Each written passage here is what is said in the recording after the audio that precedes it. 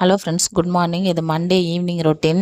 Night டின்னருக்கு வந்து பொங்கல் செய்யலான்னு சொல்லிட்டு அதுக்கு தான் ரெடி பண்ணிகிட்ருக்கேன். எங்கள் வீட்டில் பொங்கல்னாலே அதுக்கு தொட்டுக்கிறதுக்கு வந்து கத்திரிக்காய் சொஜ்ஜு கண்டிப்பாக இருக்கணும். இல்லைனா பொங்கல் வந்து உள்ளே இறங்காது. உடச்ச கடலை சட்னிலாம் அரைச்சா ஒத்துக்க மாட்டாங்க. அதனால் கத்திரிக்காய்லாம் கட் பண்ணி பொங்கல் சொஜ்ஜிக்கு தான் ரெடி பண்ணிகிட்டு இருந்தேன். ஃபஸ்ட்டு சொஜ்ஜு செஞ்சுட்டு அதே குக்கரில் அப்புறம் பொங்கல் செய்யலான்னு சொல்லிட்டு ஒவ்வொரு வேலையாக செஞ்சுட்டு இருந்தேன். பசங்க 2 பேரும் உள்ளே படிச்சுட்ருக்காங்க. பையனுக்கு வந்து மிட்டம் எக்ஸாம் போயிட்டுருக்கு. அதனால் அவர் படிச்சுட்ருக்காரு. நாளைக்கு காலையில் ஜூஸ் போடுறதுக்காக ஒரு பக்கத்தில் பாதாம் பருப்பும் காஞ்ச திராட்சையும் ஊற வச்சுருந்தேன்.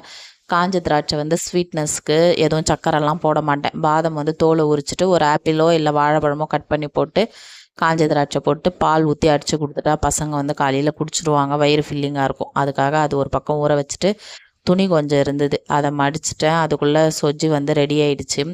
அதுக்கு தாளிப்பு சேர்த்துட்டு பொங்கலும் அதே குக்கரில் தாளித்து ஊற்றிட்டேன்.